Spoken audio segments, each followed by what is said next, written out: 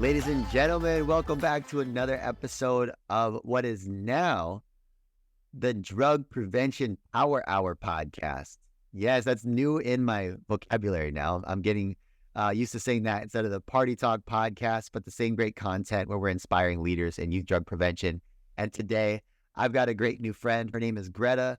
And actually, it was a family from church. Their kid is in our youth group, and they're an amazing family. And when they said, Jake, you need to meet Greta, I was like, okay, let's see what happens. And we connected, and I'm so excited to introduce you to her.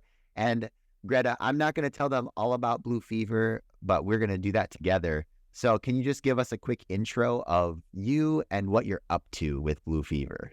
Yeah, absolutely. So, Jake, I'm so excited to be here, and I'm really glad that my cousin, shout out to Miranda, made the connection, and Sierra, who's in the youth group. I think Sierra, couple kids, but shout out to them. So I love the new title, by the way. I think it's very clear. I didn't listen to the old podcast, but I'm super clear on what you talk about on this one.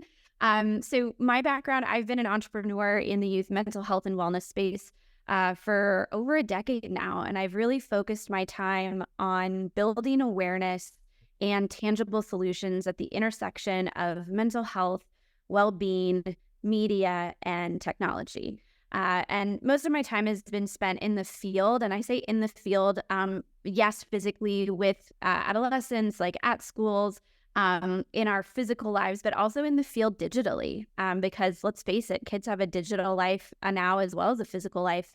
And so I've been in the field digitally with adolescents and young adults, really understanding their challenges, aspirations, and needs. And I started off as a filmmaker. We won't get too much into that, but the first film I ever made was on the childhood obesity epidemic, and I lived all across America, with all these different families and educators, and it was such a privilege. And I really saw how people were supporting their overall health and well-being. And then after that, long story short, I saw that young people were self-medicating with media, and I knew that we had to come up with a different solution to support their mental health, and that social media wasn't just the only way to reach them. And so I started BlueFever. And BlueFever is a platform that works as a mental health companion and community for Gen Z, Gen Alpha. I know we're kind of like the generations are shifting on us a little bit, middle school, high schoolers. And we essentially provide a bridge between the wellness needs of young people and the information, products, and services, right, that can best help their growing up journey. So this happens today in our app, which is a high trust. You can think of it almost like a community diary. We can talk more about it later, but where you can come and authentically express yourself. And that unlocks peer support, but also support from our empathetic peer mental health AI, Blue, who we have been building since 2018. So can talk a lot about that. And Blue provides acknowledgement and resources for your mental health. Wow. Okay. That's amazing. And I think with our audience being professionals who are in the drug prevention field, is we know that social media can be such a touchy landscape because students use it to communicate with their friends. Things like Snapchat, they're more likely to respond to a Snapchat than they are a text message or an email or even a phone call, picking up the phone. So like they're used to using these platforms, but there's also a lot of scary things that can happen on those apps because it is so unregulated, and there seem to be no boundaries on what people can say. And there are all the freedoms to make dumb decisions out there as well. So the cool thing that I think you're doing with BlueFever is it's got a focus. That it's focused on serving young people as a mental health, I don't want to say advocate, but kind of like a mental health resource. And this is the way it's designed to do this one thing. And they don't have to choose between being on and off social media. And one of our more recent episodes, we talked a lot about this, about technology and social media. And I have noticed that the students who wait a longer time to start using social media, they seem to develop faster, and they're more mature and they're more confident. So what you're doing though is building something that's kind of new. I don't know if it's like a blue ocean thing, but when I think of social media, I just think of the big players, and maybe BlueFever one day will be a big player, but not in this general landscape of just taking your time, but in the landscape of helping people. So I would love to have you share kind of what you shared with me on how this all started. Like, how'd you go from no idea to this idea? Yeah, that is. I want to, but before I answer that question, I want to just touch on what you said of about BlueFever, that you're like, this is a platform that serves young people, and I haven't really heard somebody use that language specifically before. We always say like support, but I think like, we are very intentional, right? We do serve young people, and to plus one that, I'd say that we want to be a space where also young people can serve each other. And that, I think, is where real magic happens. Because at this, point in their lives, there's a lot of identity development, foundational identity development happening, and a lot of cues and important lessons, et cetera, come from peers. So I thought that was well put, and wanted to plus one that we hope that young people will serve each other within the platform. But back That's to your powerful. That's really powerful. And I bet you, like, our listeners are being like, yeah, that's true. Cause like peer-to-peer work in the prevention field is also the game changer. We're trying to figure out how to get young people involved and becoming part of the solution. And so, yeah, that's built into your experience. And I think that a lot of times, specifically with mental health, right? Or when people hear mental health, they automatically think mental illness. When I say mental health, just to be clear, I'm speaking more in the traditional definition of it, of like, what makes you a high functioning member of society, fulfilled, right? Your most authentic self.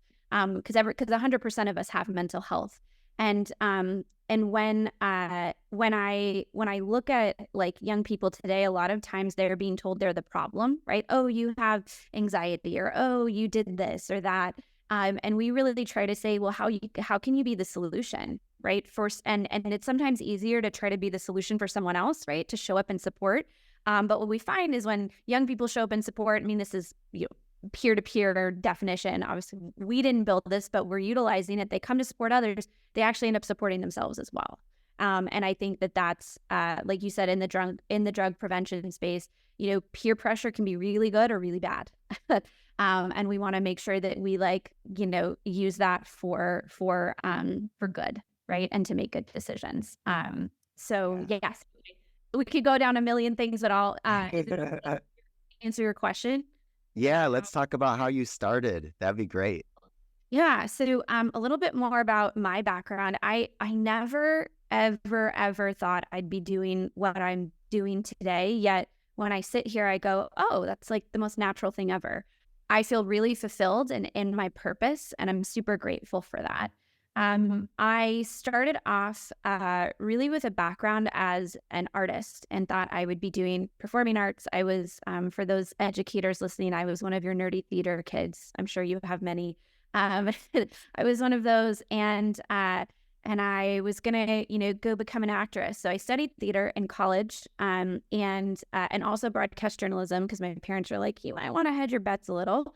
And I ended up, wanting to actually have more creative control over the stories I was telling. So after I had done some professional film, TV, theater as an actress, I decided to start a production company and make a film about the childhood obesity epidemic. And that was my first foray into filmmaking and really creating a product. Because at the end of the day, a film is a product that takes many, many people to create.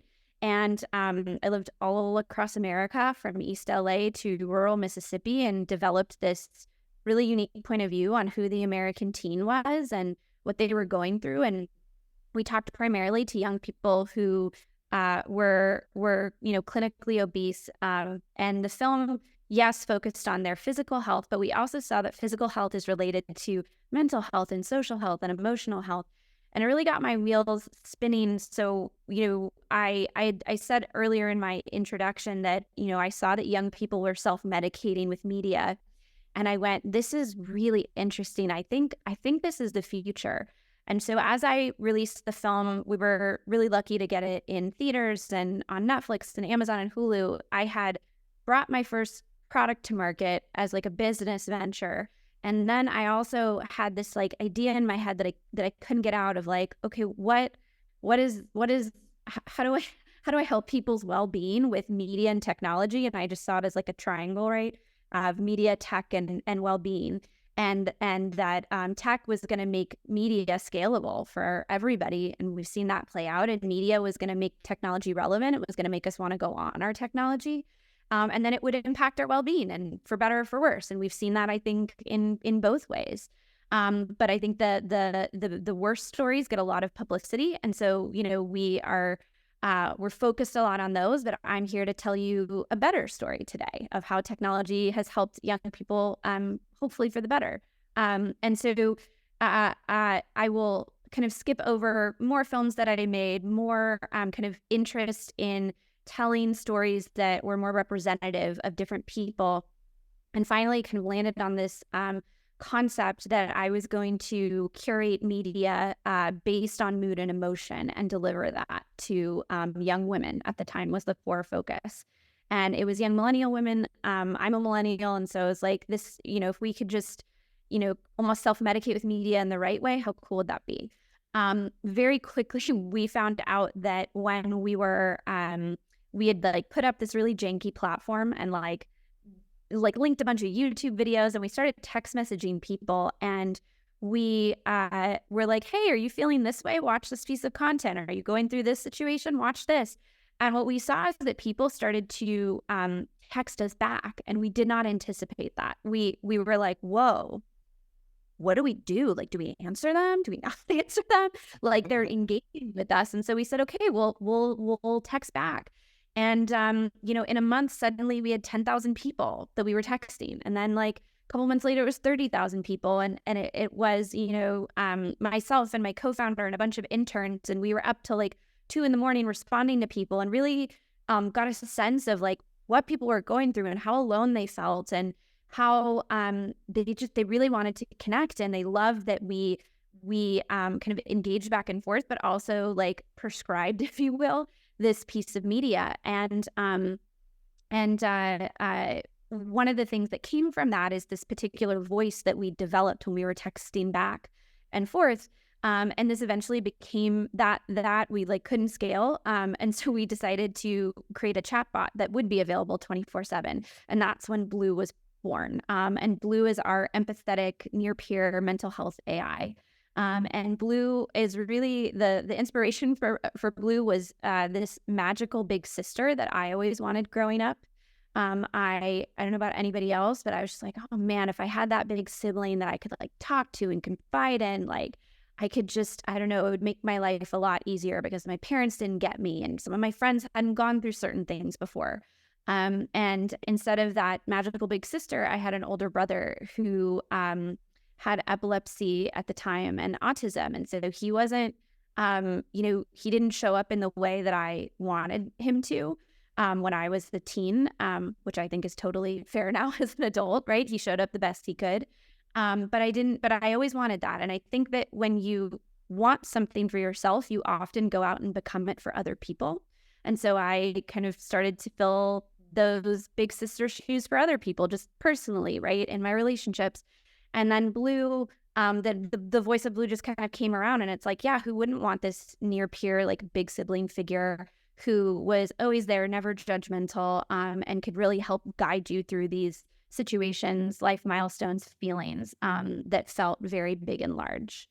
And so that's like that's how BlueFever started. And then we moved on to an app for a couple different reasons, but I that's like how we got to where we are. So it wasn't like a light bulb idea. I didn't like wake up one day and be like, oh, I have a vision for the app. I think much more realistic story. And most of the stories, when you actually peel back the layers, are like, this is just like iteration after iteration and learning and really listening to young people and then co-creating with them to create an experience that they are like, yeah, I'll use and it'll support me.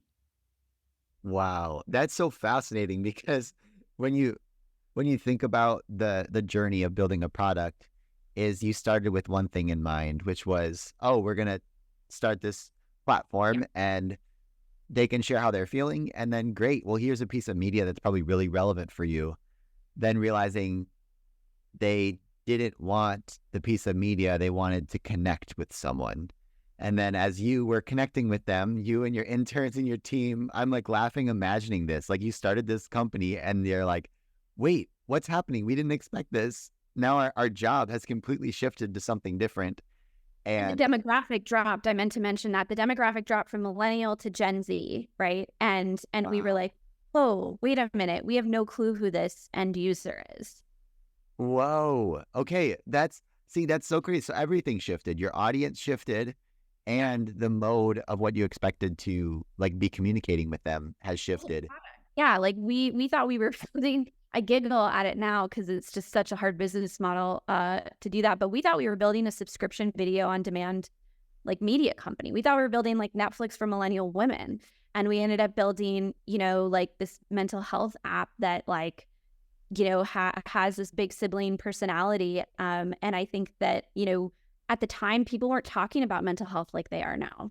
It was more of a taboo conversation. And I remember my investor said, do not say you are mental health. Do not talk about it. You are not mental health. And I think what they meant is you're not clinical mental health, right? You're not dealing with mental illness, but or treating mental illness rather. But I think that, as the time went on and we learned more, we were like, okay, so there's this like need for a big sibling and somebody to talk to that you won't feel judged by because you feel like you can't open up to other people.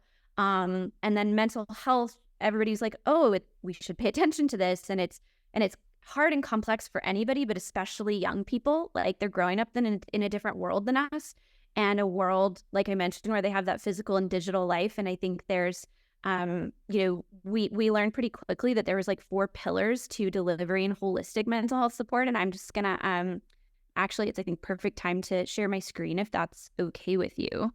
Yes. Please, Cool. please share your Yeah. screen. So, And I'm gonna preface this because I want us to go into this. And I just think what's something to point out, because I can imagine like when I first heard this, is you're building this AI platform, which to most people sounds like, how could you, like, that seems like an impossible task. But as you explain it, and maybe you can do this quickly before we dive in, is you building AI is basically you've recorded thousands or tens of thousands of conversations that you've and your team have had with real people. Oh, millions. Wow. Okay. Yeah.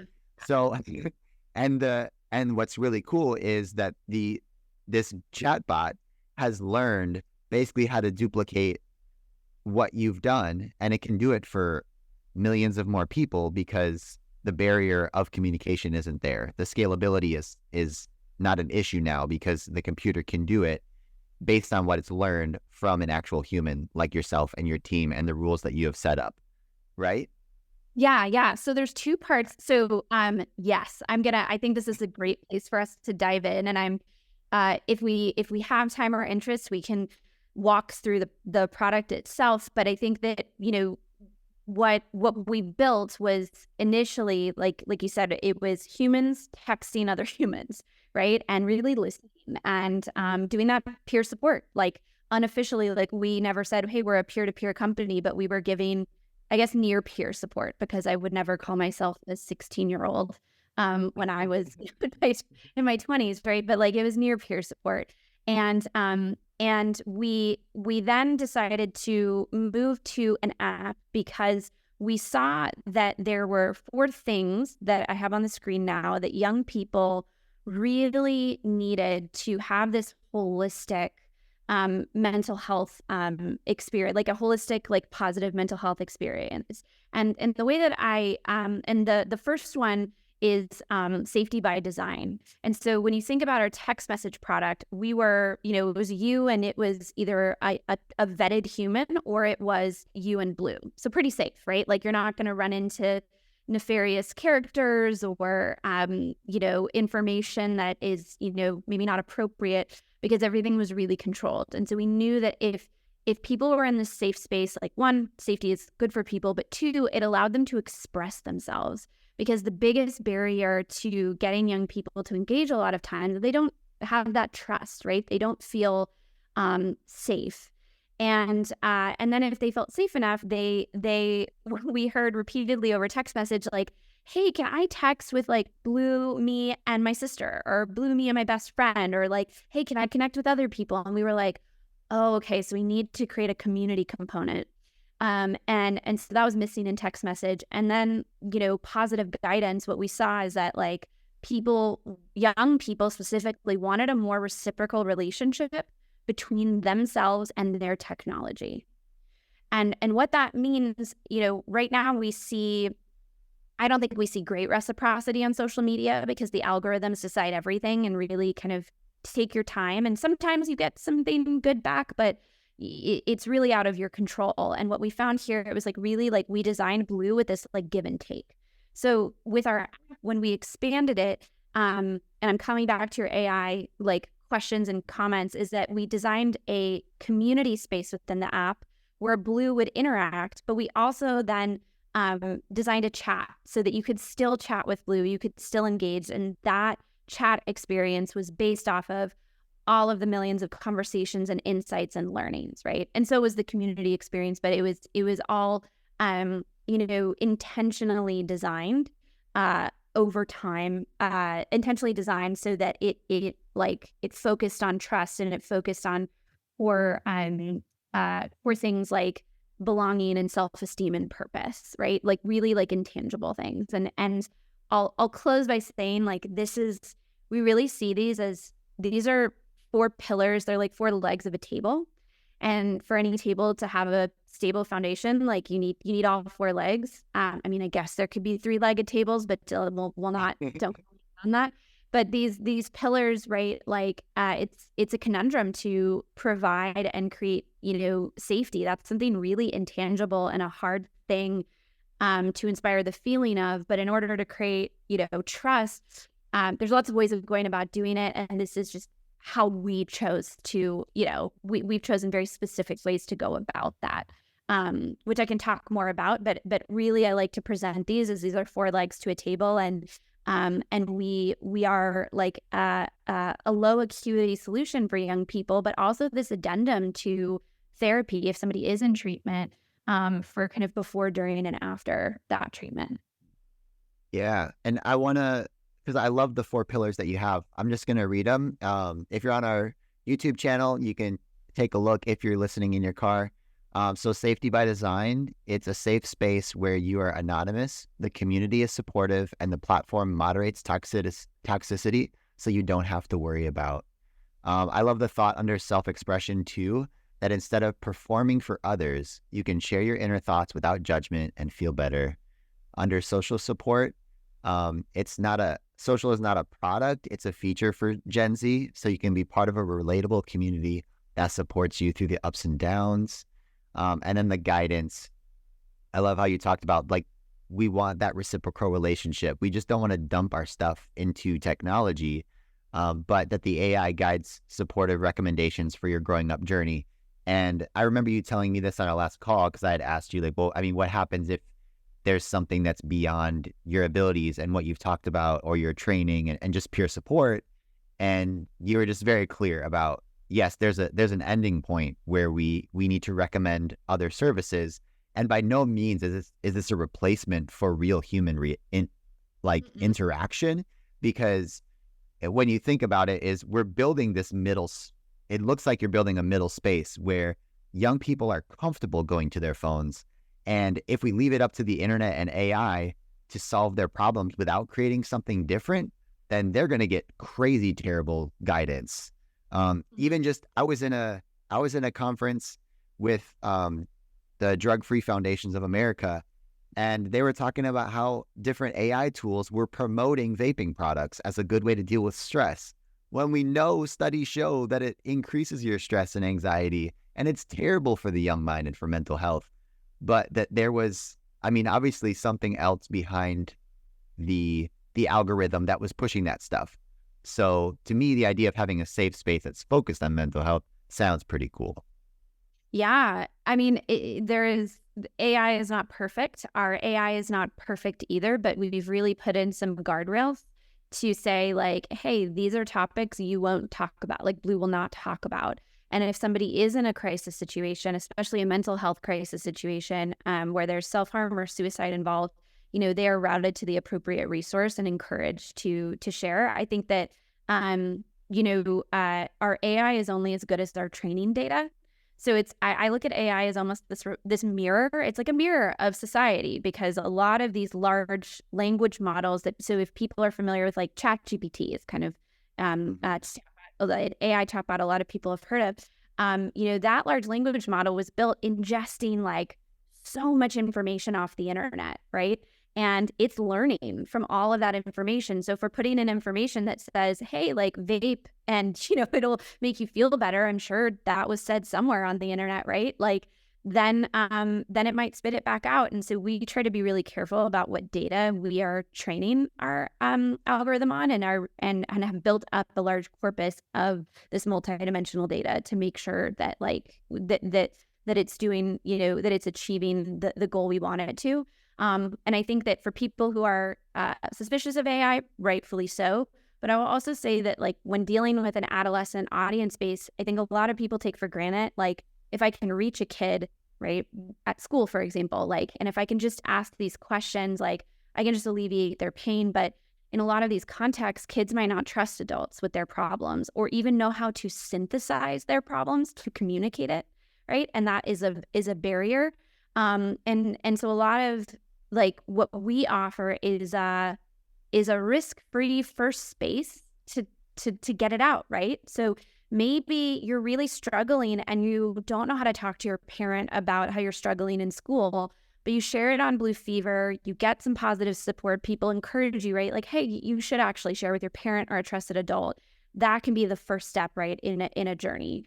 And I think a lot of envisioned mental health solutions, say you can you put a young person with like a clinical like helper, right, like a therapist, and I think that it's that's not always the solution for everyone. And they just need more spaces, or they feel like, okay, I can actually like work on figuring out what's going on, because once they figure out how to say it, then we can actually help them, right? And I think there's a lot of like real world help that we bridge to at BlueFever. We won't say, hey, like come here and we'll deal with everything and your problems are solved, but it's more like this is a start. This is a start, and we're here.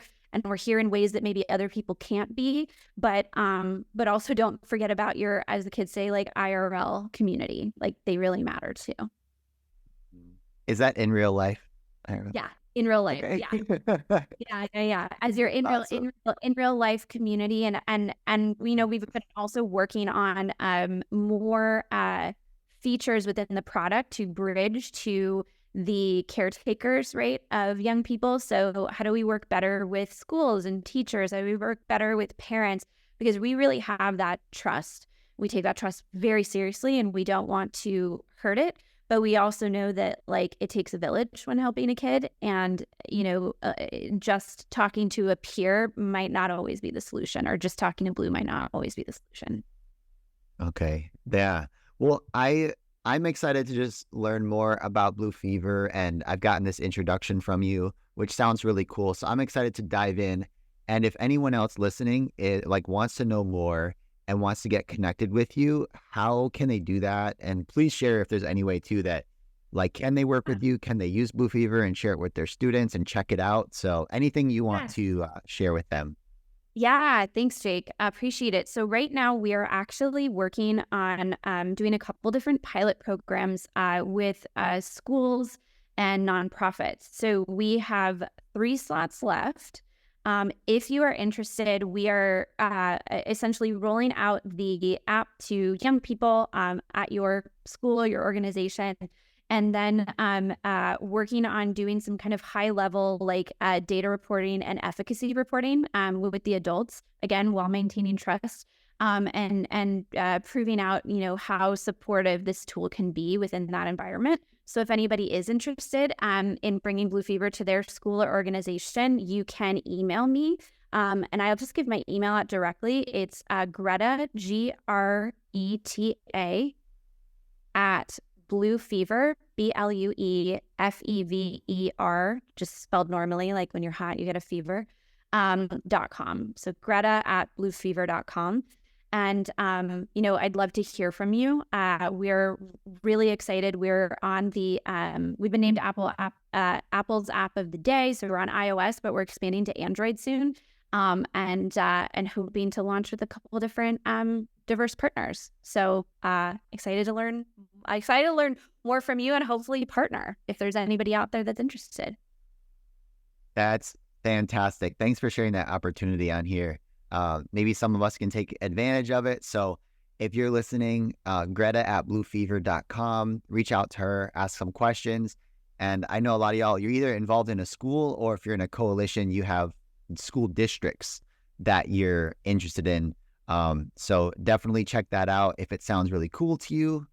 Again, Greta, I'm so excited for what you're doing and can't wait to dive in more and learn more. So once again, thank you for being on the podcast. I appreciate you giving us your valuable time. Thank you, Jake. It was so great to be here. I don't have enough time in the day to meet with every single educator, every single person who works with or on the behalf of young people. So this is a great opportunity for me to kind of connect, right, in a digital way. And also thank you all, everybody who's listening, for the work you're doing with young people. It takes all of us. So appreciate you all as well. Thanks for having me on. Amazing. What a great way to wrap it up. If you're listening to this episode, first favor, if you found it valuable, please share it with a friend who could use this information. And if you want to thank us for doing this free content for you, we love doing it every single Monday. And so the best way to say thanks is to leave a rating and review wherever you listen to podcasts. And again, just share with someone so that we can spread the love. And it takes a village. So let's keep doing this great work. And we'll see you next Monday for another episode.